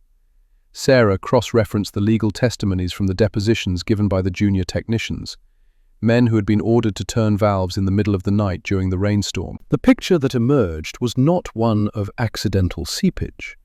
It was a schematic of systemic negligence. Around 2 p.m., Sarah stopped typing. She held up a sheet of paper, her hand trembling slightly. "I found the email chain," she said. Elena looked up from the microscope where she was examining a soil grain structure. "Which one?" "The one between the state regulatory director and the refinery's lobbying firm. Dated January 2004. Sarah read from the page. "Ms. Jenkins is asking too many questions regarding the 2003 water table data. We need her reassigned to the permitting division. Expedite the renewal, and we will handle the oversight internally." Sarah placed the paper on the desk. "They moved me. I thought it was a promotion. They moved me so I wouldn't see the post-storm spikes. They weaponized your career against your conscience," Elena said softly. "But that email is the final nail. It proves the regulatory agency was captured. It validates the need for this independent audit." "It doesn't fix the water," Sarah said, looking at the map. "No," Elena said, "it doesn't." Elena stood and walked to the main whiteboard. She erased the preliminary notes. It was time to synthesize the conclusion. The sun was beginning to dip, casting long shadows across the industrial park. But inside the trailer, the light was cold and unforgiving. "We have the source," Elena listed, writing on the board. "The 2003 injection well failure. We have the pathway," she continued, "the fractured clay aquitard and the eastern groundwater gradient. We have the receptor," she finished, "the municipal well field 3 miles down gradient." She turned to Thorne. "The chemicals you injected, specifically the dense non-aqueous phase liquids, the DNAPLS, they don't mix with water, they sink." Thorne nodded. "They sink until they hit bedrock." "Exactly," Eleanor said. "They are sitting at the bottom of the aquifer, slowly dissolving, a continuous source of contamination." She picked up the calculator. The room fell silent again. This was the math that mattered, the math that would determine the fate of the town. She entered the hydraulic conductivity of the sandstone. She entered the retardation factor of the benzene. She entered the volume derived from Thorne's power logs. She pressed enter. Eleanor stared at the screen. She frowned, cleared the calculation, and ran it again. The result was the same. She felt a heaviness settle in her chest, the weight of geological time crushing down on human hope. "What is it?" Sarah asked. Elena walked over to the printer and hit the command to print the final summary page. The machine whirred, spitting out a single sheet of warm paper. She handed it to Sarah. "The remediation plan," Elena said, her voice steady but devoid of triumph. "Pump and treat systems, soil vapor extraction, activated carbon barriers. We can install it all. We can spend $100 million on cleanup." "And?" Thorne asked. "The diffusion rate of the DNAPLs from the bedrock micropores is the limiting factor," Elena explained. "You can't pump it out faster than it dissolves. It's a physical impossibility." Sarah read the bottom line of the report. She looked up, her eyes wide. 80 years, Sarah said. Elena nodded, looking out the window at the refinery towers, standing tall against the twilight. The 2005 report concludes that the environmental impact will persist for 80 years despite remediation efforts. "That's 3 generations, Thorne whispered. He slumped back into his folding chair, the metal groaning under his weight. The swagger of the retired engineer, the man who knew where the bodies were buried because he held the shovel, had evaporated. In its place was the hollow look of a man realizing his legacy was poison. "My grandkids, they still live in East Creek. They drink from the tap." Elena didn't offer comfort. Comfort wasn't in the scope of work. She watched the paper in Sarah's hand tremble. The tremble was slight, a vibration passing from the bone to the cellulose, but it was there. 80 years assumes optimal conditions, Elena added, her voice dropping to that clinical register she used to distance herself from the tragedy. She turned back to the whiteboard, uncapping a red marker. She drew a thick, jagged line across the bottom of the geological cross-section. That assumes the state approves the funding immediately. It assumes the bedrock fractures don't channel the plume faster than our models predict, and it assumes the refinery doesn't have another release. They won't approve it, Sarah said. She let the paper drift to the cheap laminate table. It landed with a soft hiss. The council, the mayor, they're in Atherton's pocket. $100 million? They'll say we're alarmists. They'll hire their own firm to say it's natural attenuation and just needs monitoring. That's why we need the redundancy, Elena said. We don't just give them a report. We give them a casket of evidence so heavy they can't lift the lid to bury it. She moved to the folding table set up against the far wall, a makeshift command center of laptops, external hard drives, and tangled power cords. The trailer's air conditioning unit kicked on with a violent shudder, rattling the loose pane in the window frame. It sounded like a dying engine, a mechanical gasp that filled the silence Thorne and Sarah were too afraid to break. "Thorne," Elena said, not looking back. "The power logs, the original injection manifests from 2003, the handwritten ones you kept in your garage." "I have them," Thorne said, "in the trunk." "Bring them in, now. We scan everything. If this building burns down tonight, I want that data in 3 different clouds and on a server in Zurich before the smoke clears." Thorne looked up, startled. "Burns down? You think—" "I think you just admitted to a liability that exceeds the market capitalization of the parent company," Elena said. She sat down and woke her laptop. The screen glowed blue, illuminating the fatigue etched under her eyes. "People have killed for less than 100 million, Thorne. Go get the box." Thorne stood up, moving with a sudden, jerky urgency, and exited the trailer. The metal door slammed shut, leaving Sarah and Elena alone in the hum of the electronics. Sarah walked over to the window. Outside, the refinery was a city of light and steel, a cathedral of piping that obscured the stars. The flare stack was active, a tongue of orange fire licking the night sky, burning off excess pressure. It cast a rhythmic, pulsating glow across the industrial park, washing the trailer in intermittent waves of amber. "He didn't know," Sarah said quietly. "About the 80 years. He thought maybe 10, maybe 20. A rough patch." "He knew the chemistry," Elena countered, her fingers flying across the keyboard as she initiated the encryption software. "He knew the viscosity of the sludge. He knew the porosity of the sandstone. He just didn't do the multiplication. Ignorance is a function of not wanting to look at the total sum. He's helping us now." "He's helping himself. He wants absolution." Elena stopped typing for a fraction of a second, looking at Sarah's reflection in the dark window. "Don't mistake penitence for innocence, Sarah. If we win this, the town gets clean water in a century. If we lose, Thorne still goes to prison and the town dies. There is no version of this where anyone walks away clean." Sarah turned from the window. Her face, usually so composed in the courtroom, looked fractured. "My parents' house is in the red zone on your map. I grew up drinking that water. I played in the sprinkler systems fed by that aquifer." Elena paused.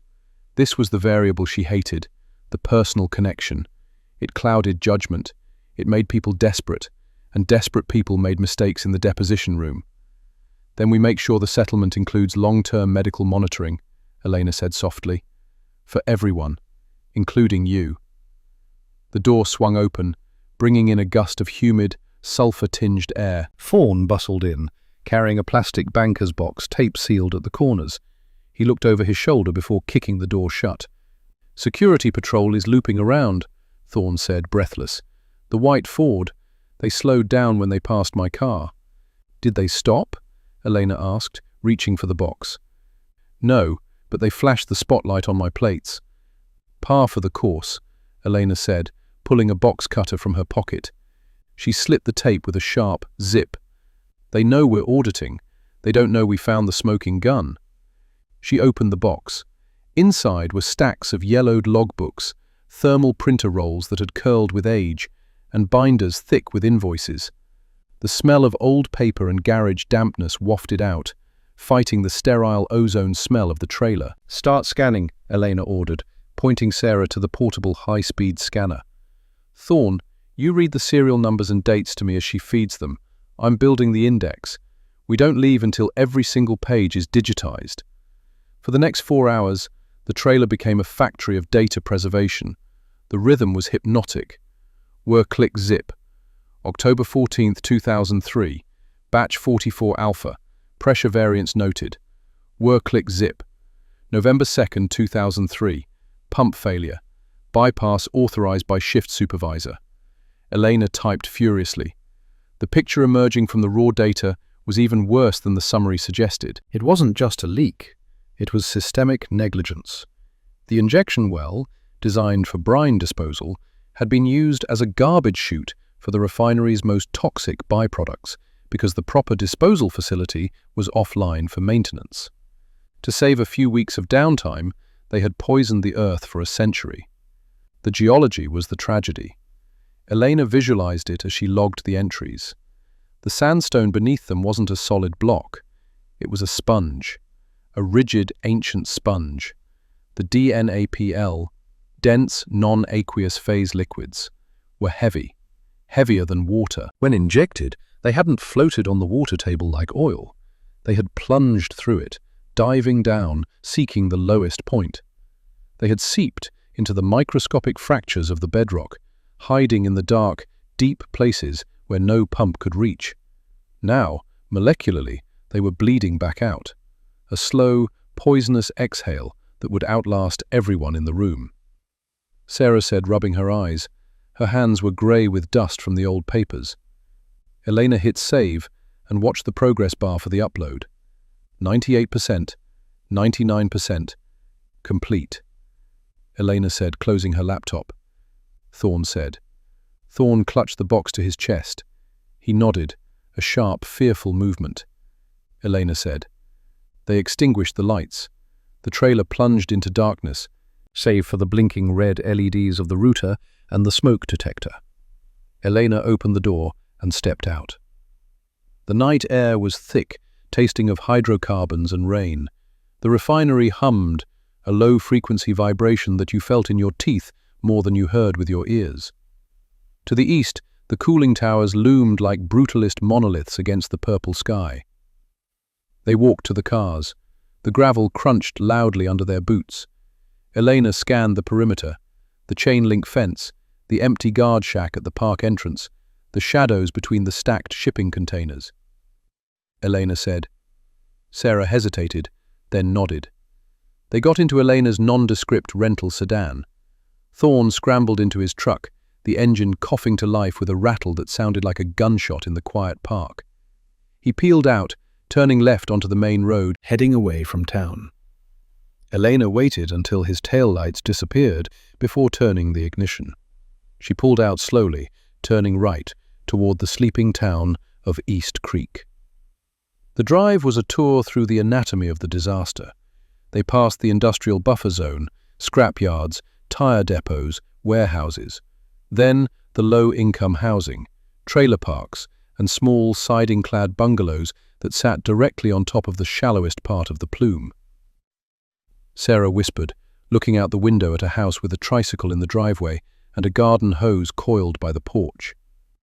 Elena corrected, her eyes on the rearview mirror, checking for headlights. They passed the high school. The football field was floodlit, the grass an unnatural, vibrant green. Elena pointed to the pump house behind the bleachers. Sarah shuddered.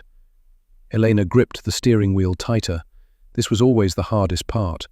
The science was abstract, mathematical, elegant in its devastation. The reality was a kid filling a plastic bottle with poison. Elena said. Sarah asked. 640, Elena said. They reached the motel, a two-story stucco affair called the Derrick Inn, a relic of the oil boom days. The neon sign buzzed, the N flickering intermittently. Elena parked in the back, away from the streetlights.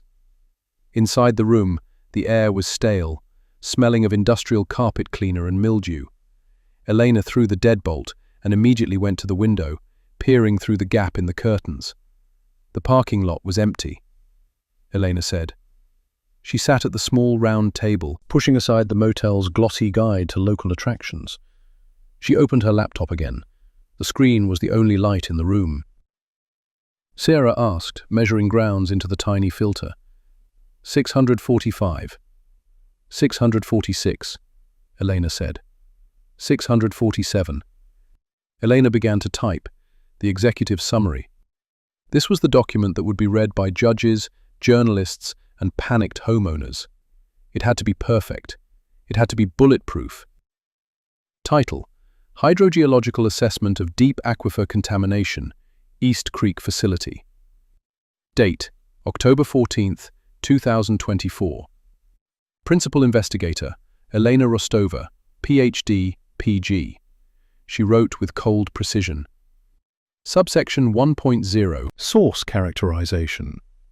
Evidence obtained from facility logs indicates a total injected volume of 4.2 million gallons of mixed industrial solvent waste between January 2003 and December 2005. The waste stream contains significant concentrations of trichloroethylene, TCE, and tetrachloroethylene, PCE. Sarah said, standing by the coffee maker. 6 looked up. Sarah was holding her phone, her face pale. Elena froze. Sarah said, her voice rising in pitch. Elena said, trying to project calm. Elena grabbed a thumb drive from her bag. They worked in silence, the tension in the room ratcheting up with every passing car that drove by outside on the wet highway. Elena copied the final report and the raw data logs onto 3 separate encrypted drives. She taped one under the drawer of the nightstand. She put one in her boot. She gave the third to Sarah. Quote 660, Elena said. Quote 661. Quote 662. Sarah complied, her hands shaking. Quote 663. Quote 664, Elena said. Quote 665. Elena went back to the document. She needed to finish the remediation section, the quote 666 part. Subsection 4.2 Remedial feasibility and timeframe. Standard pump and treat methodologies are insufficient due to the matrix diffusion limitations of the sandstone bedrock. Modeling using the ModFlow and MT3DMS engines predicts a plume persistence exceeding 960 months, 80 years, before maximum contaminant levels, MCLs, are achieved. She stared at the cursor, blinking at the end of the sentence. 960 months. A heavy knock at the door made them both jump. Sarah gasped, backing away against the wall. Elena closed the laptop lid slowly. Elena called out, her voice firm. A muffled voice said, 670. 671, Elena said. She moved to the door, looking through the peephole. Standing in the hallway was a man in a suit. He wasn't housekeeping. He was tall, broad-shouldered, with the blandly handsome face of a corporate fixer. Behind him stood 2 uniformed police officers. Elena Rostova, the man said, speaking to the wood of the door. My name is Silas Vane. I represent Atherton Energy. I have a court order authorizing the seizure of stolen corporate property believed to be in your possession. Elena looked at Sarah. Sarah's eyes were wide with panic. They moved fast, Elena whispered. They found a judge on the payroll to sign a warrant at midnight. What do we do? Sarah hissed. We stall, Elena said, and we ensure the chain of custody isn't broken. Elena opened the door, leaving the security chain engaged. She peered through the 3-inch gap. Mr. Vane, Elena said, I'm afraid you're mistaken. We have no stolen property. We have data derived from an independent audit authorized by the Environmental Protection Agency. Vane smiled. It was a shark smile, devoid of humor. The physical logs taken by Mr. Thorne are the property of Atherton Energy. Removing them from the premises constitutes theft. The officers are here to retrieve them. The logs are evidence of a felony, Elena said. Destruction of evidence is also a crime, Mr. Vane. We're not destroying anything, Vane said smoothly. We're securing proprietary operational data. Open the door, Miss Rostova, or the officers will open it. One of the officers, a heavy-set man with a tired face, stepped forward. Ma'am, open the door. Don't make this a scene. Elena looked back at the room. The laptop. The hard drives. If they took the laptop, they could corrupt the files. They could claim the data was tampered with. Sarah, Elena said, barely moving her lips. Bathroom window. Sarah looked at the small, frosted glass window in the bathroom. It was tiny. "Go," Elena breathed. "Take the drive. Run to the 24-hour diner across the street. Upload it to the public cloud using their Wi-Fi. Email it to every news outlet in the state. Do it now." Sarah hesitated for a second, then turned and bolted into the bathroom, locking the door behind her. Elena turned back to Vane. "I need to see the warrant. Hold it up to the crack." "Open the door and I'll give you a copy," Vane said. "No, show me the signature." Vane sighed. He held up a folded paper. Elena squinted at it. It looked real enough. Judge Halloway. She knew the name. He played golf with the Refinery CEO. "It looks like you're missing a date stamp," Elena lied. "Open the door!" Vane barked, losing his patience. He nodded to the cop. The officer hit the door with his shoulder. The chain strained but held. From the bathroom there was a sound of sliding glass and a grunt of effort. "She's flushing it," Vane yelled, realizing there was a second person. "Break it down!" The officer kicked. The wood frame splintered. The door flew open, bouncing off the wall. Vane and the two cops stormed in. Elena stood in the center of the room, hands raised, blocking the path to the bathroom. "Get out of my way," Vane snarled. "You're trespassing," Elena said calmly, "and you're assaulting a federal contractor." Vane shoved her aside, not gently. She stumbled into the table, knocking the coffee pot over. Brown liquid pooled on the carpet. Vane tried the bathroom door. Locked. He kicked it. Once, twice. It gave way. The bathroom was empty. The small window above the toilet was open. The screen pushed out into the alleyway. Vane ran to the window and looked out. He cursed. He turned back to Elena, his face flushed with rage. He smoothed his tie, regaining his composure instantly. "Seize the laptop," Vane ordered the officers, "and the box of papers." "We don't have the box," Elena said, watching the officer grab her computer. "We never did." Vane stepped close to her, invading her personal space. He smelled of expensive cologne and peppermint. "You're playing a dangerous game, Ms. Rostova. You're a geologist. Stick to rocks. Politics will crush you." "Geology is all about pressure, Mr. Vane," Elena said, meeting his gaze. "And time. You have neither. The data is out. Sarah is gone. By the time you catch her, the New York Times will have the PDF." Vane stared at her for a long moment. Then he pulled out his phone. "Cancel the retrieval," he said into the receiver. "Initiate the PR contingency. Yes. The legacy contamination narrative. Blame it on previous management. Prepare the settlement team."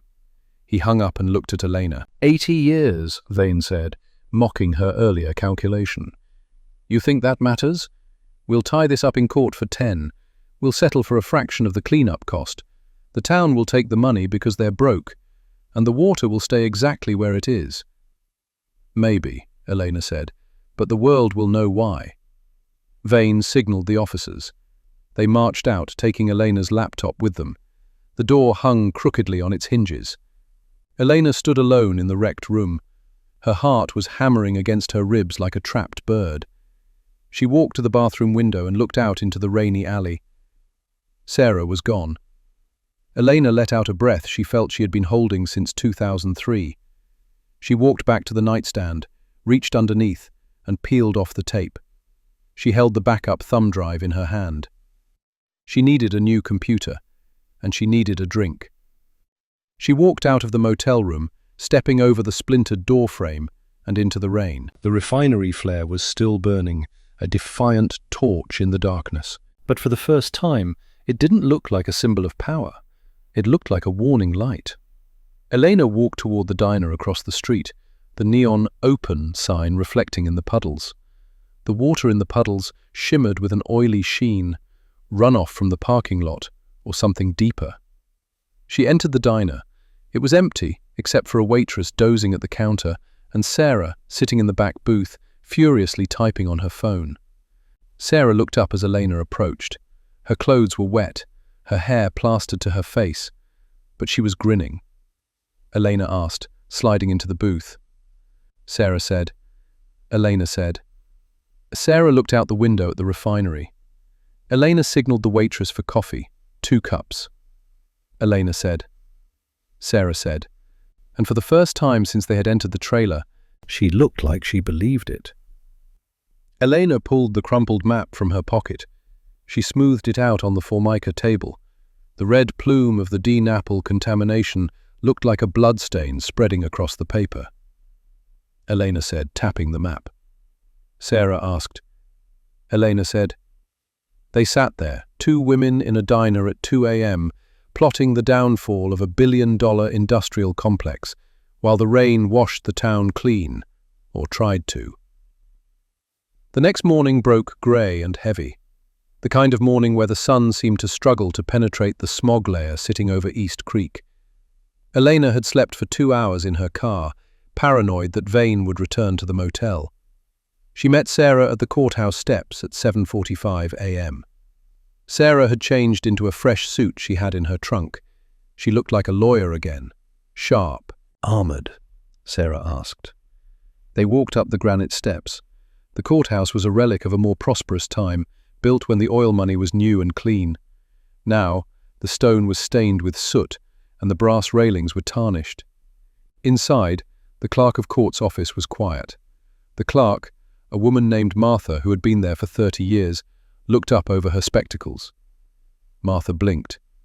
The room went quiet. A typist in the back stopped typing. Martha took the file. She weighed it in her hand. Sarah said. Martha stamped the papers. Clack, clack. The sound echoed. Martha said, handing back the carbon copy. Elena muttered as they walked away. As they exited the courthouse, A black SUV pulled up to the curb. the window rolled down. It was Vane. He looked fresh, rested. No sign of the midnight raid. Vane called out. Sarah said. Vane said. Elena laughed. It was a harsh sound. Vane smiled. The window rolled up. The SUV glided away. Elena looked at Sarah. Sarah said, her face grim. Elena said. Sarah said. Elena looked at her. Elena realized. Sarah said. Elena checked her watch. Sarah said. They ran to Elena's car. This time, Elena drove fast. She ignored the speed limits, Tearing through the awakening town. They reached the high school. Classes were in session. The parking lot was full. They drove around the back to the football field. The pump house was a small brick building behind the bleachers. Elena grabbed her field kit from the trunk, sample bottles, a baler, Gloves. They ran across the wet grass. The pump house door was locked. Elena said. She picked up a loose landscaping rock and smashed the padlock hasp. It took 3 hits. The metal twisted and broke. They entered. The room was loud with the sound of the turbine pump, pulling water from 300 feet down. Elena located the sampling tap. It was a small brass spigot on the main line. She pulled on her nitrile gloves. She opened a sterile glass bottle. Elena shouted over the roar of the pump. Sarah turned the handle. Water gushed out, crystal clear, cold. Elena let it run for a minute to clear the line. Then she filled the bottle. She filled a second, and a third. She held one up to the light coming through the door. It looked perfectly clean. That was the horror of it. Elena said. Sarah leaned in. Elena said. They spun around. The school janitor was standing in the doorway, holding a mop handle like a spear. Elena said, capping the bottles. Sarah said, stepping forward with her lawyer voice. They pushed past the confused janitor and sprinted back to the car. Elena said, starting the engine. As they pulled out of the school lot, a white Ford pickup truck pulled out of a side street, blocking their path. The Refinery security logo was on the door. Sarah yelled. Elena threw the car into reverse, tires screeching. She spun the wheel, backing onto the grass of the football field. The white truck lunged forward, trying to pin them. Elena floored it. The rental car bounced over the curb, tearing up the sod of the end zone. She aimed for the open gate at the far end of the field. The truck pursued, its heavy suspension absorbing the bumps better than the sedan. Sarah screamed, clutching the box of sample bottles in her lap. Elena drifted through the mud, the rear end of the car sliding. She corrected, hit the asphalt of the track, and shot through the gate. She hit the main road doing 60. The truck was right behind them. Elena yelled. Sarah dialed 911. 90. The truck bumped their rear bumper. The sedan jolted violently. 91, Elena said, her hands white on the wheel. She knew the physics of this too. Vector analysis, friction coefficients. She saw the bridge ahead. The bridge over East Creek. Narrow, concrete railings. 92, Elena said. She waited until the truck surged forward for another hit. Then she slammed on the brakes. The truck driver, expecting her to speed up, reacted late. He swerved to avoid crushing her trunk, hoping to pass and cut her off. As he pulled alongside, Elena jerked the wheel to the left, clipping his rear quarter panel. It was the PIT maneuver, executed with desperate imperfection. The truck fishtailed. On the wet bridge deck, the heavy tires lost grip. The truck spun 180 degrees, slamming broadside into the concrete railing. Sparks flew, metal shrieked. The truck came to a halt, steam pouring from the radiator. Elena straightened the car and gunned it, leaving the bridge behind. 9-3, Sarah asked, looking back. Elena said, her voice shaking. They arrived at the courthouse at 9:55 a.m. They ran up the steps, disheveled, muddy, Elena holding the crate of water bottles like a holy relic. They burst into Judge Holloway's chambers just as the clock struck 10. Vane was there, sitting comfortably in a leather chair. He looked up, his eyebrows raising slightly at their appearance. Judge Holloway, a man with a face like a dried apple, frowned over his reading glasses. Elena gasped, setting the bottles on the mahogany conference table. Holloway asked, gesturing to the bottles. Sarah said, smoothing her jacket. Vane stood up. Elena said. She took one of the bottles and unscrewed the cap. The sweet chemical scent wafted into the small room, instantly overpowering the smell of old law books and Vane's cologne. Holloway wrinkled his nose. Elena said. She pushed the open bottle toward the judge. Sarah said. Holloway looked at the bottle. He looked at Vane. Vane began. Holloway snapped. The smell was giving him a headache. It was the smell of undeniable truth. Vane hesitated. Holloway looked back at Elena. He looked at the muddy knees of her jeans. He looked at the terror and determination in her eyes. He picked up his gavel. Holloway ruled. He 115. Vane stared at Elena. His expression was unreadable. He gathered his briefcase and walked out without a word. Elena slumped into a chair. The adrenaline was fading, leaving her limbs heavy. Sarah put a hand on her shoulder. Elena said. Sarah said. Elena looked at the bottle of water on the table. It sat there, clear and deadly, refractoring the light. Elena whispered. She stood up. She walked to the window and looked out at the town. The sun was finally breaking through the clouds, casting a beam of light onto the wet streets. People were walking on the sidewalks. Cars were moving. Life was continuing. They didn't know yet, but they would know by the evening news. The illusion of safety was gone. The long, hard reality of remediation was beginning.